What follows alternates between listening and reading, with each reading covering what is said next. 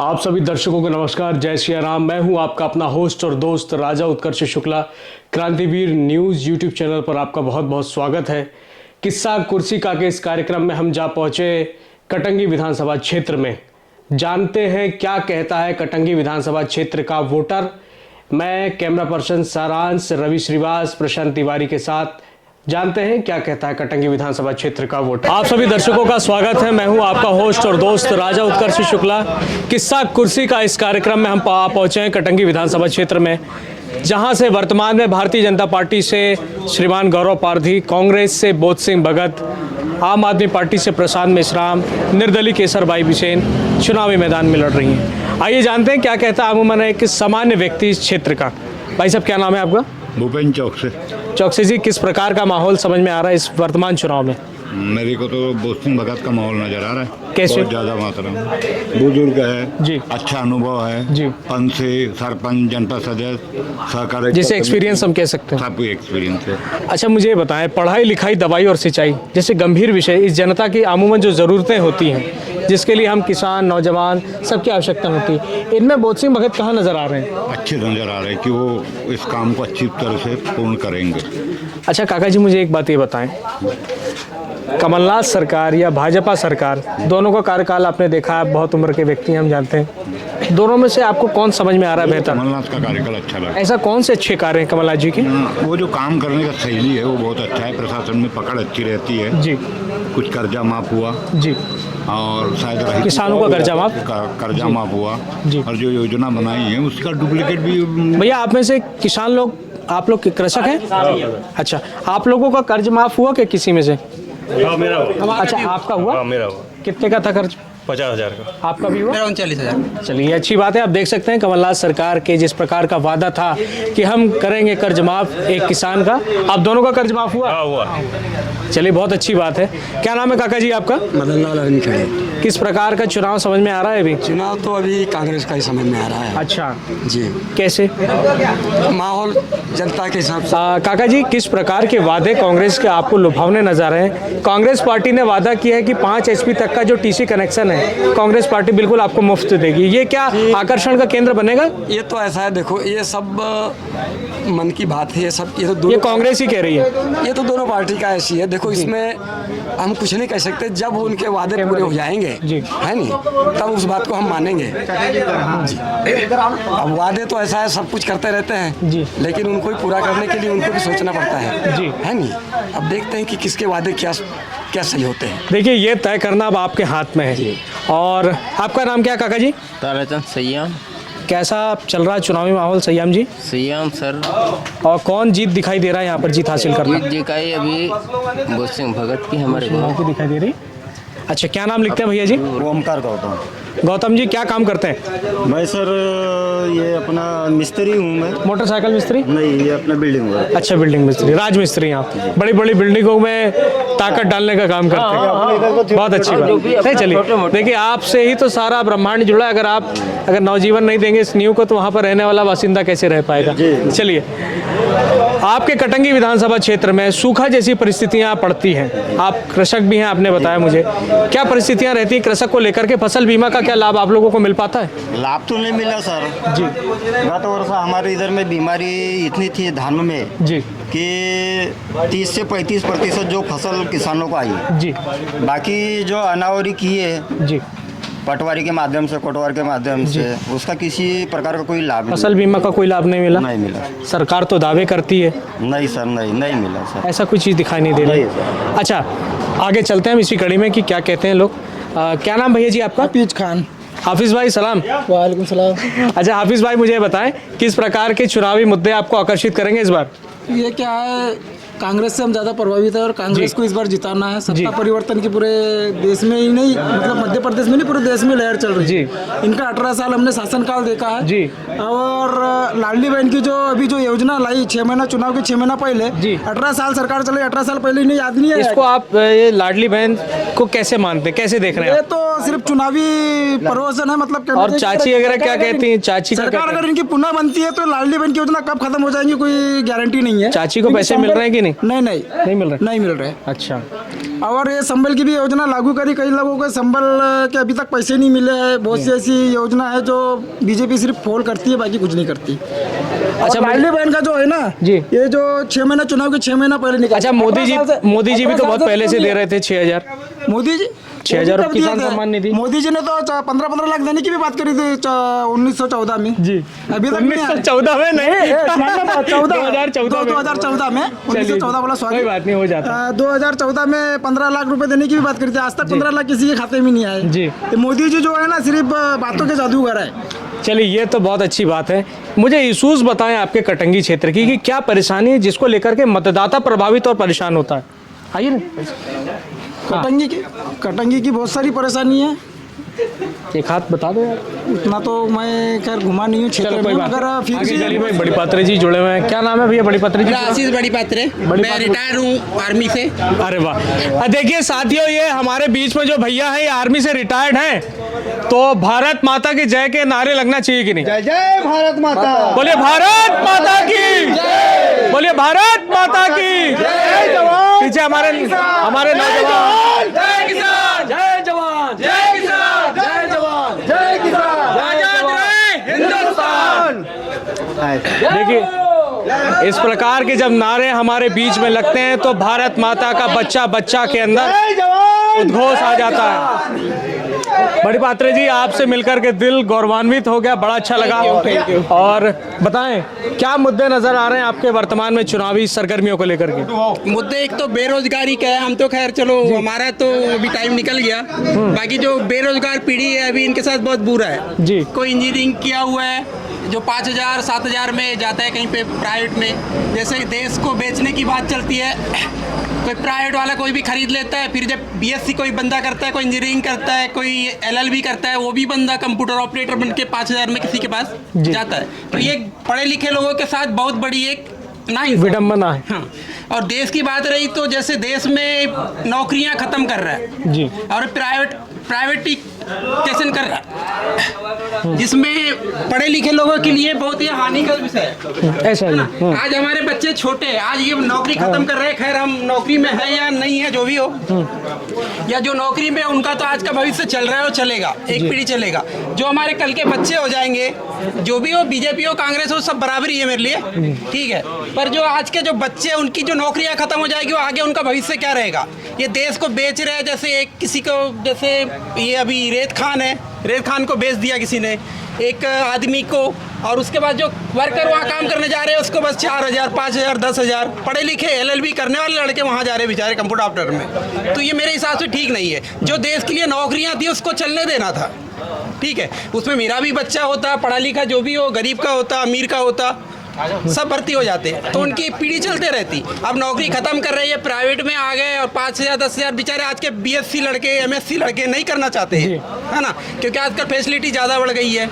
इसलिए मुद्दा तो चलो ठीक है, अब बेरोजगारी को दूर करना। गंभीर विषय भैया, गंभीर विषय कटंगी क्षेत्र के जो आपको आकर्षित करेंगे इस मताधिकार के समय। किसानों का लगता है कि यहाँ पे पानी की बहुत समस्या है, ऐसा जो लाइट है ना, पानी की समस्या है, तो इसका सॉल्यूशन होना चाहिए। इसके पहले कांग्रेस की सरकार बनी थी, मध्य प्रदेश में चल रही थी, और उसके इससे हो भी सकता था। कोई खास उपलब्धियां नहीं, कटंगी की तो ऐसी कोई खास उपलब्धियां नहीं है। इतने राजनेता गए, नेता गए, हमारे यहाँ बालाघाट विधानसभा के बहुत बड़े एक राजनेता कहा जाए, सांसद भी रहे, विधायक भी रहे, पर इस बालाघाट जिले का इन बेरोजगारों का कोई उद्धार नहीं। नाम लीजिए ना।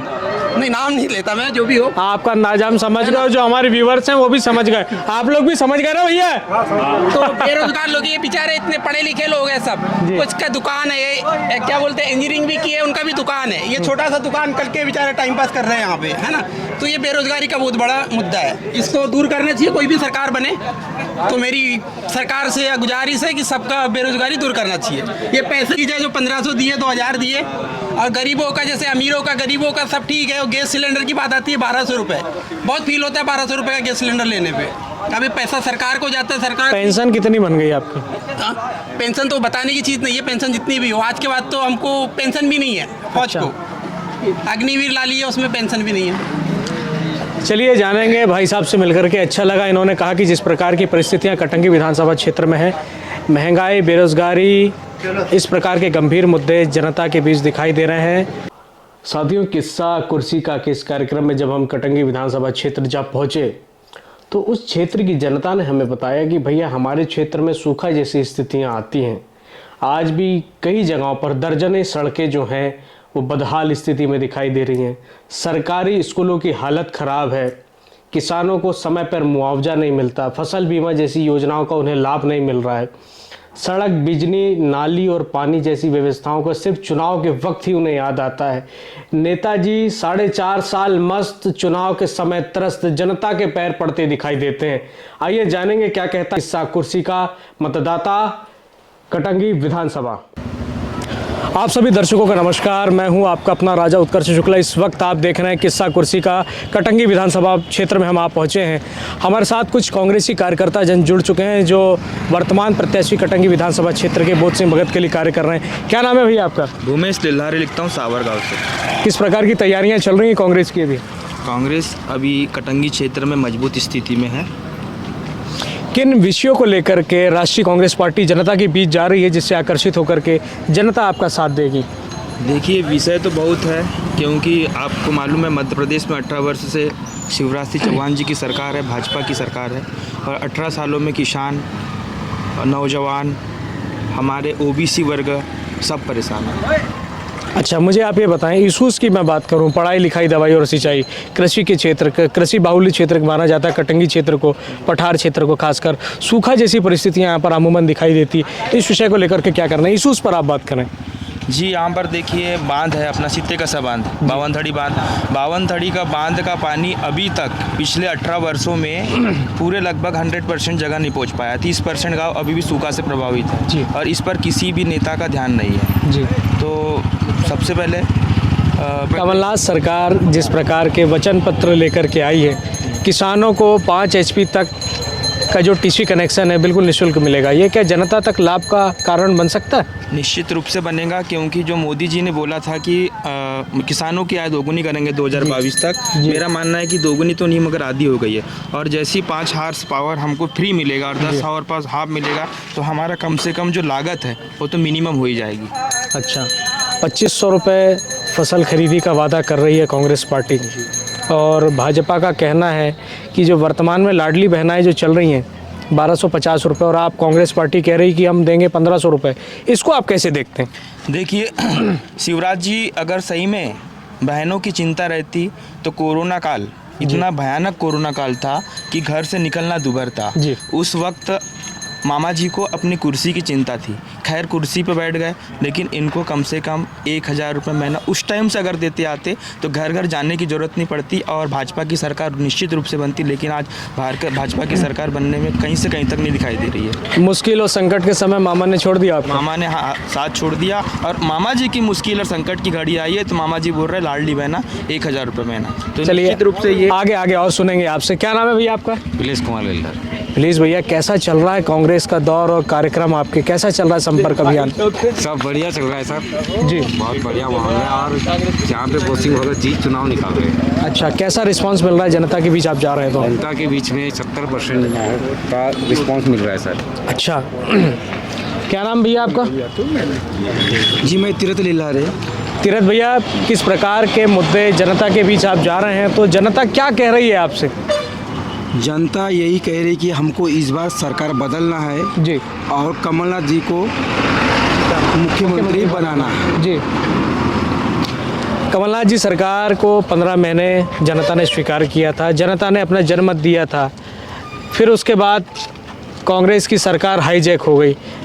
ऐसा आपकी ओर से आरोप लगाया गया कि कांग्रेस की सरकार को भाजपा ने हाईजैक कर विधायकों को तोड़कर अपनी सरकार बनाई। इसे आप क्या कहते हैं? जी, ये तो बीजेपी वाले ने गद्दारी की है। अच्छा, हाँ, क्या ये कांग्रेसी गद्दारी निकले या भाजपा वाले गद्दार निकले? भाजपा वाले गद्दार निकले। कैसे? वो कैसे? मंत्री परिषद आऊँगा, मैं आपके पास भी आऊँगा भैया, आपके पास भी आऊँगा। सबकी सुनूंगा भैया, सबकी सुनूंगा जी। वो क्या जी को मंत्री बनना था। आइए, अब आ जाओ आप। चलो भैया, भैया की सुनेंगे हम। हाँ भैया, आपका नाम बताएं। मैं रविंद्र लिखता हूँ, नागपुर से हूँ। हाँ रविंद्र भैया, आप रहने वाले कटंगी के हैं? मैं कटंगी से हूँ, कटंगी से बिला। अभी वोट कहाँ पे आपका? मेरा कटंगी भी है। हाँ चलो, से हूँ मैं। हाँ चलो, भैया की सुनेंगे, बताएं भैया, उसको बंद करें।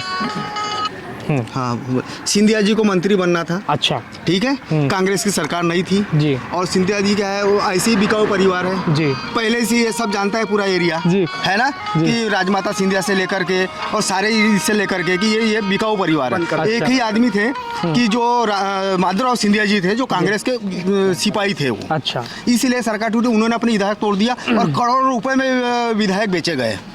अटल बिहारी जी की सरकार आपको याद होगी। बिल्कुल याद है। एक वोट से उन्होंने सरकार खरीदी बिक्री करने से, उनकी सरकार एक मत से चली गई थी, उन्होंने खरीदी नहीं करी।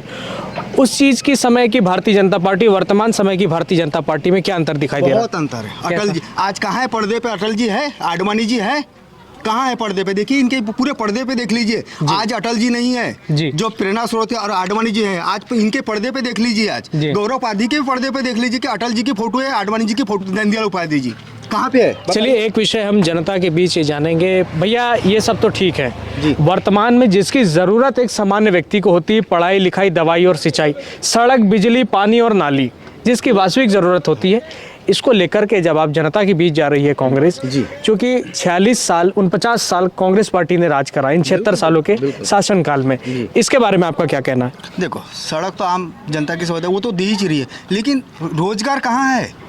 कहाँ है रोजगार? हम जैसे युवा आज नागपुर में कमा रहे हैं जी, हैं? कहाँ है पलायन रोजगार? की स्थिति दिख रही है, बहुत है। अरे भाई 45% पलायन की स्थिति है कटंगी क्षेत्र में। बढ़िया है भाई, सबको देना है। हमारे साथ भगत जी जुड़ चुके हैं। क्या नाम है भगत जी पूरा आपका? प्रसाद भगत। तो आप कांग्रेसी कार्यकर्ता हैं? मतदाता हूँ मैं, छोटा सा। अच्छा, आप सामान्य मतदाता हैं। कौन सी चीज़ आकर्षित कर रही भाजपा और कांग्रेस में, जिससे कि आप अपना मताधिकार का प्रयोग कर उस विजय प्रत्याशी को भावी विजय में दिलाने में अपना साहस प्रदान करेंगे? देख, तो एक तो आज से 18 साल से बीजेपी की सरकार यहाँ काम कर रही है जी। जिनने बोला था किसानों की आय दोगुनी करेंगे जी। वो तो किसान धीरे धीरे कगार पे आ रहा है, लेकिन किसान का कोई उद्धार नहीं हो रहा है जी। और माननीय कमलनाथ जी ने बोले हैं जी, बोले 2500 से 3000 धान का करेंगे जी। बहुमत से आए। अच्छा, विपक्ष में गौरव पारधी, केसर बिसेन, प्रशांत मेश्राम ये प्रतिद्वंदी हैं वर्तमान में कांग्रेस के सामने, कैसे देखते हैं आप इन्हें? ये बालाघाट के बंगले से भेजे गए प्रत्याशी है। कौन से बंगले से? गौरी शंकर बिसेन के बंगले से भेजे गए प्रत्याशी है ये। अच्छा। ये इनको कांग्रेस के प्रत्याशी बोसी बाबू को हराने के लिए भेजा गया है, और ये जब यदि ये तो बनेंगे नहीं और धोखे से बन गए तो इनकी जो सत्ता है बंगले से ही चलेंगी। जैसे कि गौरी शंकर बिसेन 35 साल से विधायक है, 10 साल का मंत्री है, फिर से मंत्री बने हैं, मगर इन्होंने बालाघाट जिले के युवाओं के लिए कुछ नहीं किया, किसानों के लिए कुछ नहीं किया। मैं इसलिए कह रहा हूँ क्योंकि बालाघाट जिला भैया संसाधनों से भरपूर है, लबालब है जी। आपके कटंगी क्षेत्र में भी परिपूर्ण है खनिज क्षेत्र? पूरा बालाघाट क्षेत्र 35-36 हमारे माइंस है जी, खनिज, और हमारा बालाघाट जिला मध्य प्रदेश में नंबर 1 है वन क्षेत्र में। 52% वन हमारे मध्य प्रदेश में, बालाघाट जिले में, एकमात्र बालाघाट जिले में 52% वन है भैया। और यहाँ पर वन आधारित उद्योग नहीं है। गौरी शंकर बिसेन ने हमारी उपेक्षा किया है। वन आधारित उद्योग में यहाँ पर कागज उद्योग लग जाना था, बांस पर आधारित उद्योग लग जाना था, कोई उद्योग नहीं लगा। शक्कर कारखाना नहीं लग पाया। शक्कर कारखाना नहीं लग पाया। हमारा बालाघाट जिला धान का कटोरा कहलाता है। धान से बनने वाली चीज़ें, धान के हमारे रेट नहीं बढ़े, धान पर आधारित हम किसान रहते हैं। यहाँ पर स्टील प्लांट लगना था, स्टील प्लांट नहीं है। हमारा जो तांबा है भैया, मलाजखंड का तांबा पूरे एशिया महाद्वीप में नाम आता है उसका, मगर यहाँ का तांबा जो कच्चा माल बाहर जाता है और बाहर बनता है। क्या हमारा बालाघाट जिले में फैक्ट्री नहीं लग सकती? क्या प्लांट नहीं लग सकता तांबा? रोजगार की कमी को लेकर के आपका क्या कहना है कटंगी क्षेत्र के लिए खासकर? कटंगी क्षेत्र में रोजगार की बहुत आवश्यकता है, क्योंकि यहाँ पर बेरोजगार युवा कम से कम, मेरा मानना है कि 25,000 बेरोजगार युवा यहाँ पर जी, और वे कहीं हैदराबाद। इस चुनाव में बेरोजगारी क्या अहम भूमिका बन पाएगी? बिल्कुल बन पाएगी, क्योंकि सिर्फ रोजगार के लिए लोग नागपुर, हैदराबाद, बॉम्बे, सूरत सिटी जाते हैं कमाने के लिए, और अभी दिवाली में लौट कर आए बेचारे, साल भर बाहर रहते हैं जी। तो यदि रोजगार आता है तो 10,000 लोग तो रोजगार में लगेंगे, मगर उसके पीछे 40,000 युवाओं का और रोजगार मिलेगा। भैया क्या नाम लिखते हैं? चंचल भैरम। चंचल एक नौजवान हो, नौजवानों को वर्तमान कटंगी विधानसभा क्षेत्र में ऐसे कौन से मुद्दे लुभावने लग रहे हैं दोनों पार्टियों के या निर्दलीय प्रत्याशियों के कि जिसके और आप आकर्षित होंगे?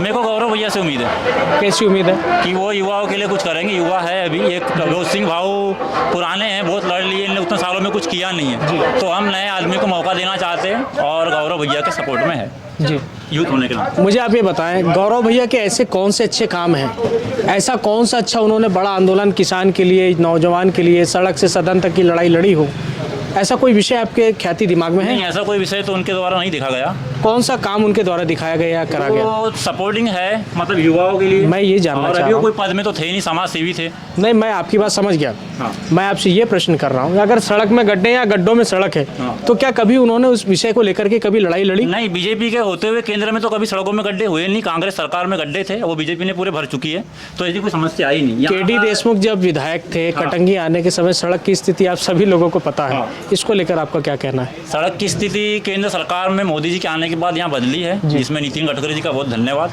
काफ़ी अच्छा काम है उनका।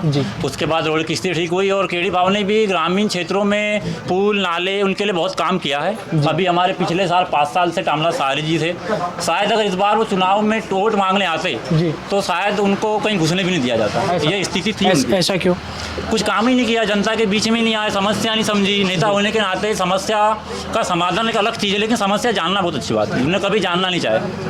अगर सरकार नहीं भी थी तो लड़ झगड़ के काम ला सकते हैं, कोई बहुत बड़ी बात नहीं। विधायक होने के नाते काम तो किया जा सकता है, सरकार हो अन्यथा ना हो, मुझे ऐसा लगता है। गौरव पारधी अभी चुनाव में इस समय भाजपा के प्रत्याशी हैं। इसके पूर्व वो बागी होकर के वाराणसी से निर्दलीय चुनाव लड़ा था। सीएम शिवराज सिंह चौहान आए, उन्हें स्टेज से समर्थन दिला दिया गया भाजपा को। तो इस विषय से ये क्या विषय इस चुनाव में प्रभाव डाल सकते हैं? वो इसलिए नहीं डाल सकता कि अगर गौरव भैया नहीं बैठते उस समय तो शायद वो कुछ मुद्दा हो सकता था, लेकिन गौरव भैया की अब कुछ समस्या रही होगी पर्सनल, उसके बारे में तो मैं नहीं जानता। अच्छा, पर्सनल ख्याति के लिए उन्होंने जनता को दांव पे लगा दिया, विश्वास को। मैं उसका कंफर्म नहीं है तो मैं इसके लिए कुछ कह नहीं सकता, लेकिन ये सारी चीज़ उनको रोक नहीं सकती। जिस प्रकार की उनकी विचारधारा है, जिस प्रकार की जनता के बीच में इन 5 सालों में रहे, धार्मिक कार्यक्रमों से लेकर कार्यक्रमों में, पूरी समस्या में, कोरोना काल में ऑक्सीजन गौरव भैया के द्वारा दी गई, जनता को राशन दिया गया। इस बीच में पद पे रहते हुए किसी भी नेता ने, मुझे तो नहीं लगता है कभी पब्लिक में आए वो, लेकिन गौरव भैया को मैंने अपनी आंख से देखा है और सपोर्ट भी है और सरकार भी बनेंगी बीजेपी के, गौरव भैया भी जीतेंगे। देखिए, एक नौजवान होने के नाते इस नौजवान युवक ने कही बहुत सी बातें, ये वाकई में बात योग्य मानने वाली है कि कोविड का संकट काल जिस समय था, उस समय भारतीय जनता पार्टी के वर्तमान प्रत्याशी गौरव सिंह पारधी ने जनता के बीच अपनी उपस्थिति दर्ज कराई और जनता के लिए जितना बन सके सेवा करने का प्रयास किया। ये बात के हम भी धन्यवाद देते हैं कि वो वाकई में कोरोना वॉरियर थे। जिस प्रकार की भी उन्होंने सेवाएं करी, एज ए जर्नलिस्ट हम उनको सलाम करते हैं। और आप सभी नौजवानों से हम आग्रह करते हैं कि आगामी 17 तारीख को अपने मताधिकार का प्रयोग कर इस बुलंद बनने वाली सरकार को अपनी अहम भूमिका से और मजबूत बनाएं और अपनी उपस्थिति जरूर दर्ज कराएं। क्या आप लोग मेरी बातों से सहमत हैं? तो बोलिए भारत माता की जय।